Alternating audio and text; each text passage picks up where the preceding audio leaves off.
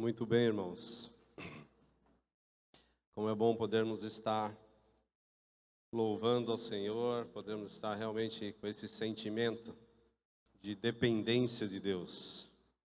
Porque se não for por Ele e para Ele, as coisas ficam muito mais complexas. Muito bem.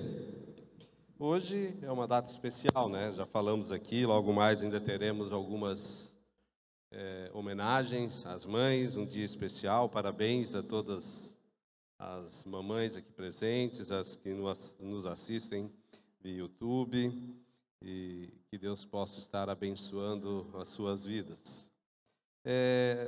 Pensando nisso, hoje eu preparei algo para falar não só para as mães, mas para as mulheres, né? Então, porque entendemos que quem pode ser mãe são as mulheres, né?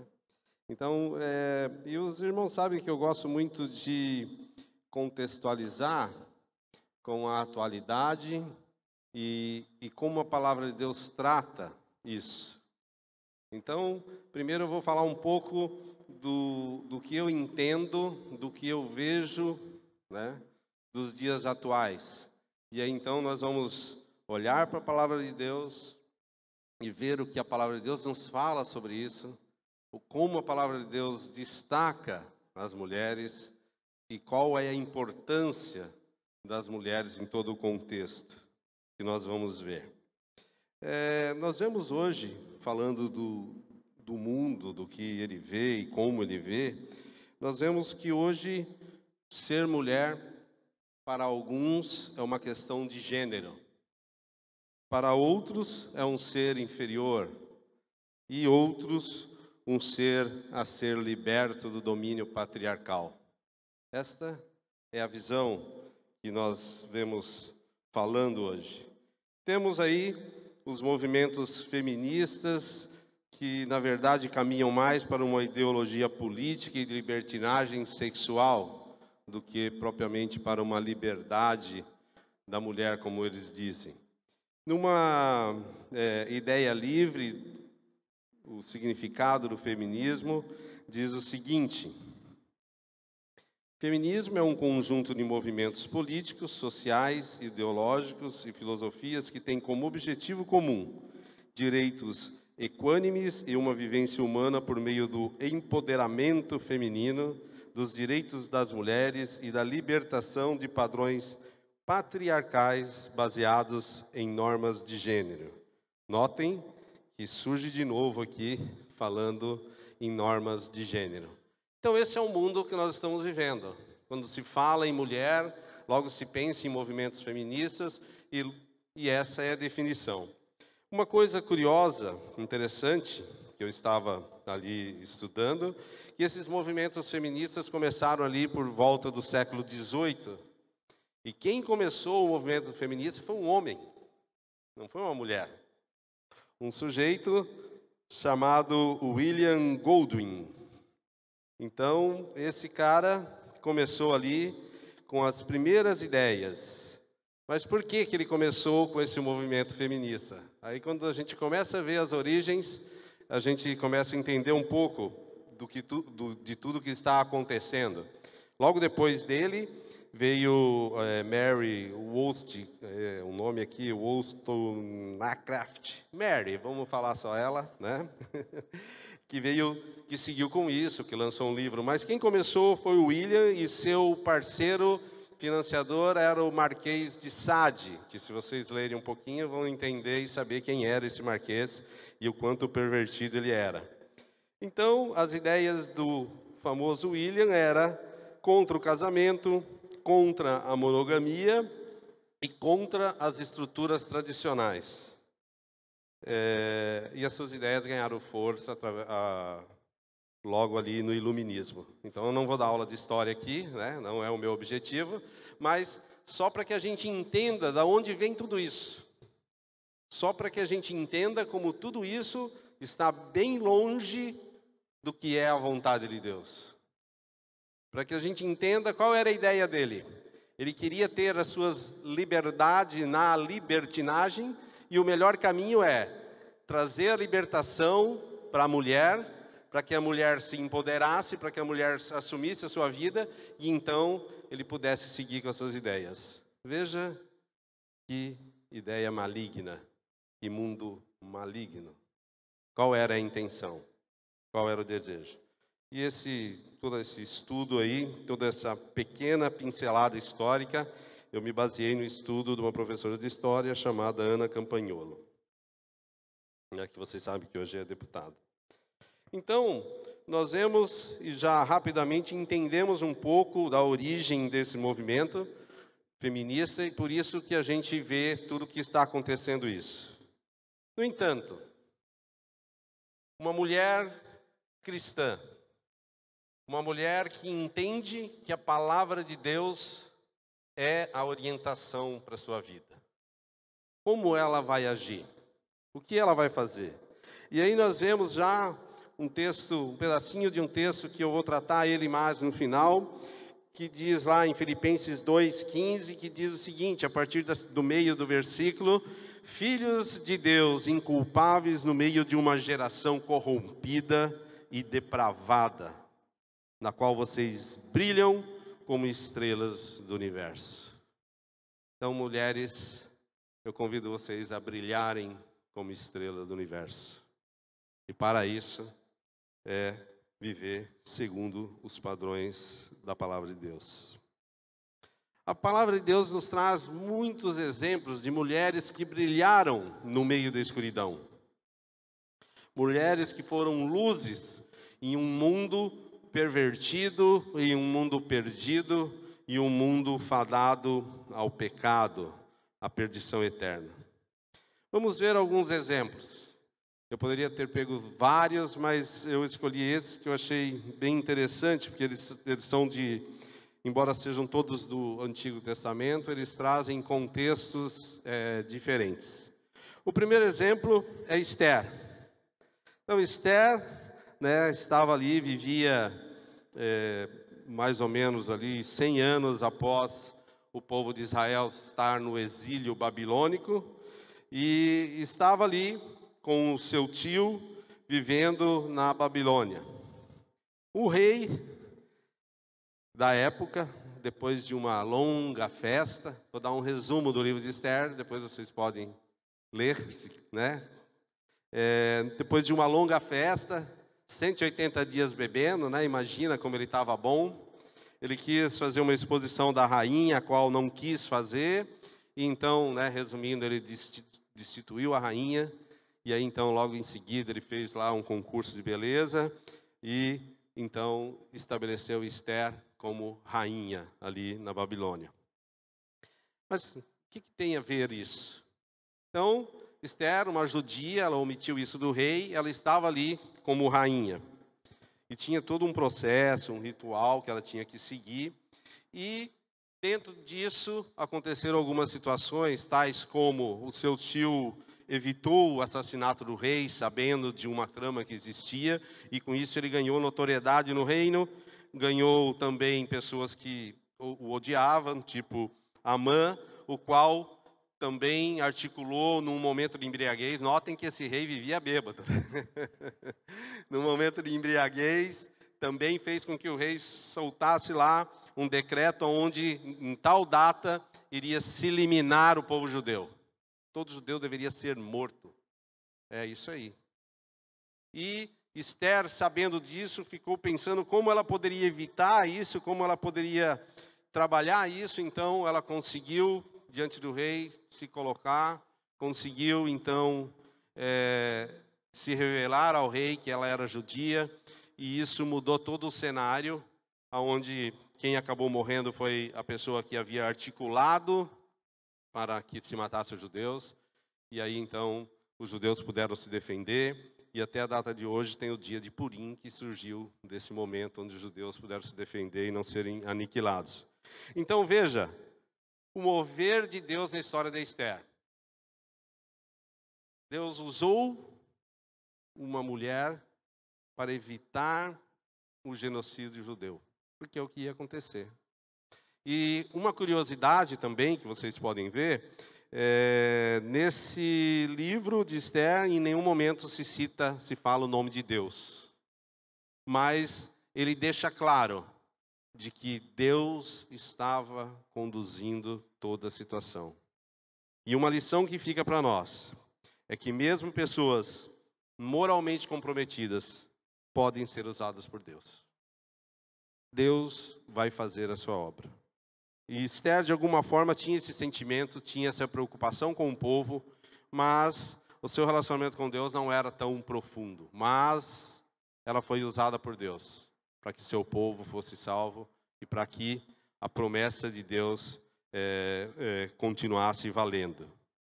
Um outro exemplo é Débora. Débora, também uma única mulher ali, profetisa e juíza no meio do povo de Israel. Débora, uma profetisa, mulher de Lapidote, liderava Israel naquela época, ali em Juízes 4:4. Então, uma mulher também usada por Deus, uma mulher importante, uma profetisa e juíza sobre o povo de Israel, a única mulher que julgou Israel. Vocês podem ver isso lá em todo o livro de Juízes.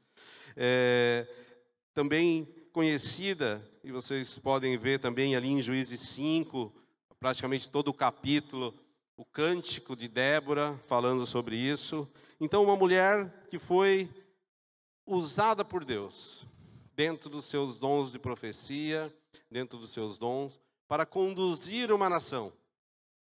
E olha que nós estamos falando de quanto tempo atrás. Imagine, né, se hoje ainda se discute essa questão das mulheres. Imagina naquela época Débora tendo o poder de ser juíza sobre Israel. Então, uma mulher que se colocou diante de Deus e foi usada por Deus.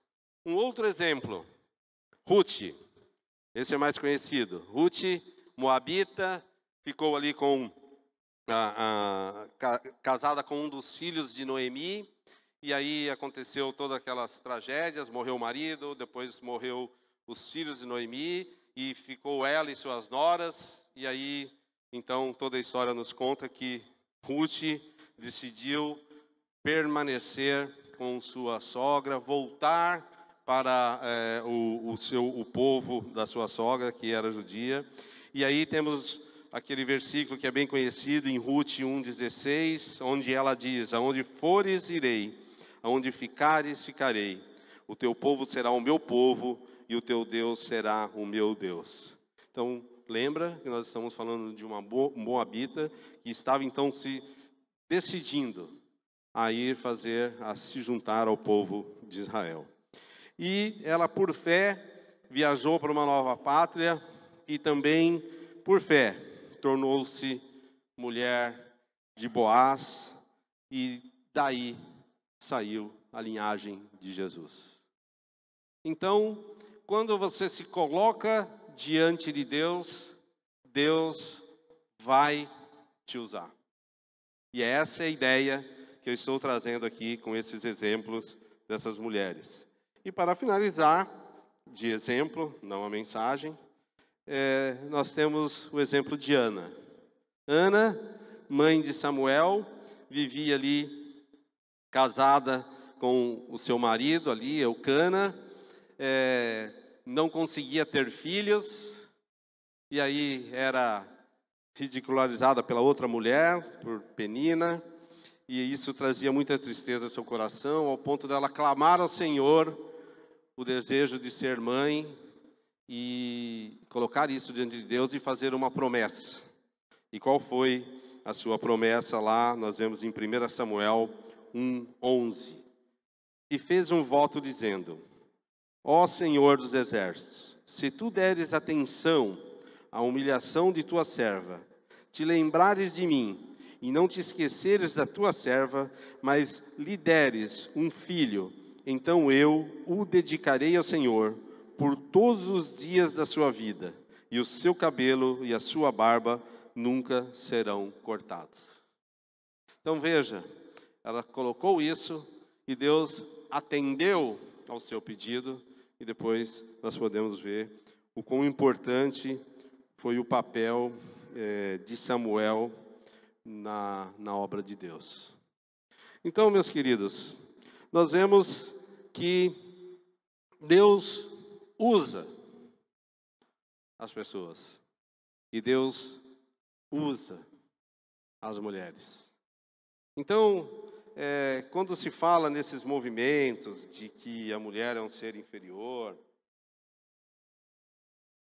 de que no meio cristão a mulher não tem valor, isso não é verdade. Porque nós podemos ver na palavra de Deus como Deus trabalha isso com tranquilidade.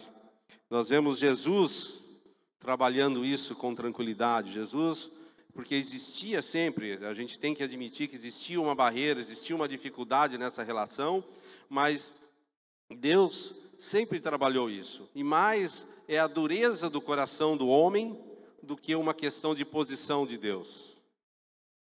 Mas não, é uma dureza do coração do homem do que uma questão de posição de Deus. Jesus vem confirmar isso quando ele se aproxima das mulheres. Jesus andava com mulheres ao seu redor. Até temos alguns desvios aí que dizem que Jesus até era casado, mas enfim, Jesus andava com mulheres no seu apoio. Jesus tinha mulheres, ele dava atenção, ele tratava igualmente, não existe essa diferença.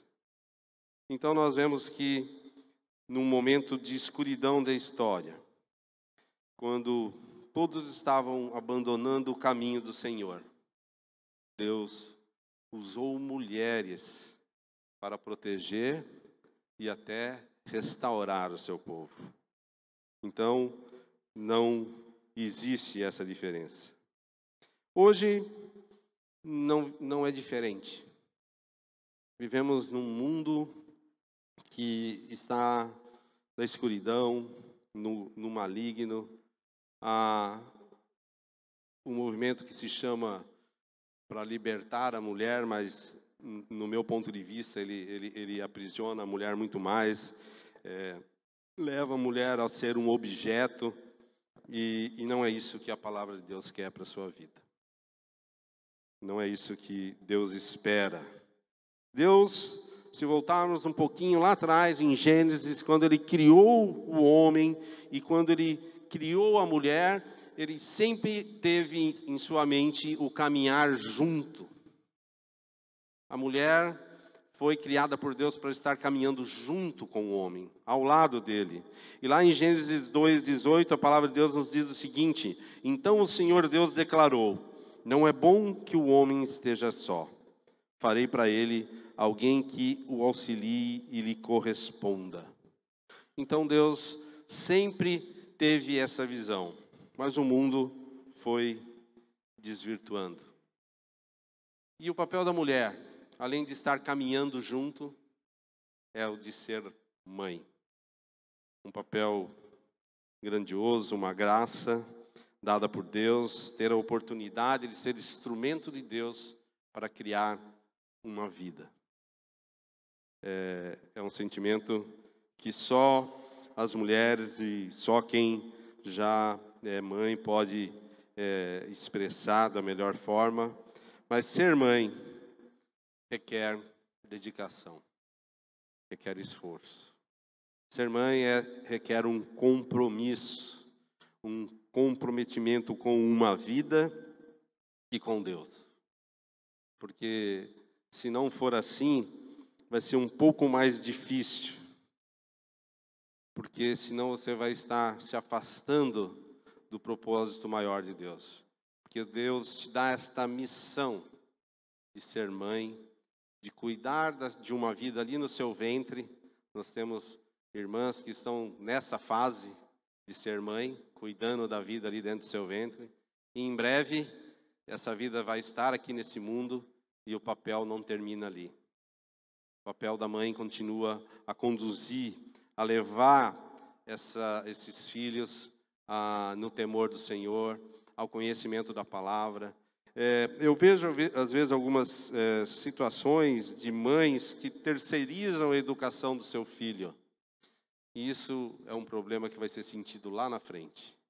Então, cada dia mais hoje, eu entendo a vida corrida, o trabalho, a ocupação, a dupla jornada da mulher que trabalha fora, em casa.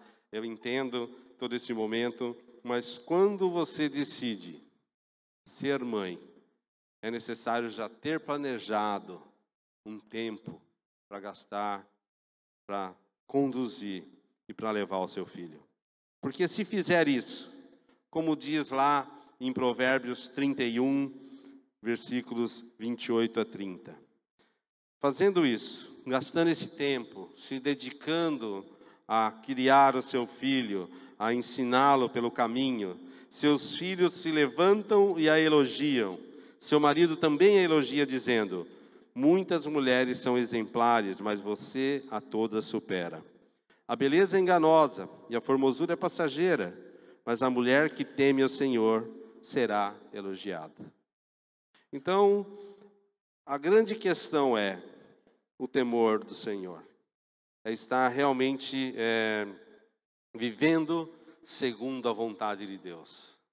Ser mãe é buscar viver segundo a vontade de Deus. E nós vemos que isso leva, ou melhor, nos traz resultados. E um exemplo que nós vemos na Bíblia é lá, quando Paulo fala a Timóteo, lá em 2 Timóteo, capítulo 1, versículo 5, que ele diz o seguinte: recordo-me da fé não fingida, que primeiro habitou a sua avó Lóide e em sua mãe Eunice, e estou convencido de que também habita em você. Um exemplo vivo de que uma mãe que conduz o seu filho no caminho do conhecimento da palavra de Deus vai colher frutos. Sabemos que Deus também nos deu o livre-arbítrio. E muitas vezes, em algum momento, o filho pode decidir seguir por outros caminhos. Mas o que eu destaco e o que é importante é que a mãe, ela tem que estar tranquila, bem como o pai, que tem que estar nesse processo também, mas como hoje estamos falando para a mãe, né? A mãe tem que estar tranquila que ela fez o seu papel. E o realizar é de Deus. Então, tenha essa tranquilidade, mãe. Você que tem a oportunidade de, desde cedo, criar o seu filho segundo os padrões de Deus. Isso é um privilégio, é uma oportunidade que é dada a você, e não desperdice. Conduza conforme a orientação da palavra de Deus. Conduza o seu filho nos caminhos do Senhor. A palavra de Deus nos diz que se criarmos, ensinarmos quando criança, ainda quando for grande, não se desviará do caminho. Se isso acontecer, o que é importante é: eu fiz a minha parte. Diante de Deus eu estou tranquila, porque eu ensinei, eu mostrei o caminho. E a dedicação de uma mãe, ela é recompensada vendo a sua família nos caminhos do Senhor, se ela faz o seu papel. Então, essa é a importância. Então, um dos grandes papéis que eu vejo da mulher é esse. É a oportunidade de conduzir uma vida. Como eu disse, o filho ele é gerado por um casal, né? E o pai também tem a sua responsabilidade. Mas eu sei que a mãe tem uma influência maior sobre essa criança, por causa da sua relação, do fato da gestação. Então essa relação mãe e filho, ela é muito mais profunda do que muitas vezes com pai e filho. Todos têm a sua responsabilidade. O pai também tem a sua responsabilidade. Mas essa relação, essa proximidade, esse dia a dia está com a mãe. E para ser estrelas que brilham num mundo de escuridão, num mundo onde os filhos hoje são criados com um tablet, ou são criados pela professora da escola, você tem a oportunidade de brilhar como mãe cristã, fazer a diferença na vida do seu filho. E a palavra de Deus nos mostra o caminho disso. Agora, vendo o texto completo ali de Filipenses, onde eu li uma parte ali do versículo 15, nós vemos que a palavra de Deus nos fala claramente como nós devemos, então, agir em relação a essa relação nossa, do nosso conhecimento com Deus. E a palavra de Deus diz o seguinte: assim, meus amados, como sempre vocês obedeceram, não apenas em minha presença, porém muito mais agora na minha ausência, isso é Paulo falando, né? Ponha em ação a salvação de vocês com temor e tremor. Pois é Deus que efetua em vocês tanto o querer quanto o realizar, de acordo com a boa vontade dEle. Façam tudo sem queixas nem discussões, para que venham a tornar-se puros e irrepreensíveis, filhos de Deus inculpáveis, no meio de uma geração corrompida e depravada, na qual vocês brilham como estrelas no universo. Retendo firmemente a palavra da vida, assim no dia de Cristo eu me orgulharei de não ter corrido, nem ter me esforçado inutilmente. Então a palavra de Deus nos mostra que nós temos que colocar em prática o que aprendemos. E uma grande oportunidade é essa, para você, mãe. Colocar em prática o que você aprendeu na palavra de Deus, ensinando o seu filho.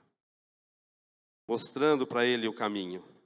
E lembrando, como eu falei há pouco, Deus, como diz, Deus quem efetua tanto o querer quanto o realizar.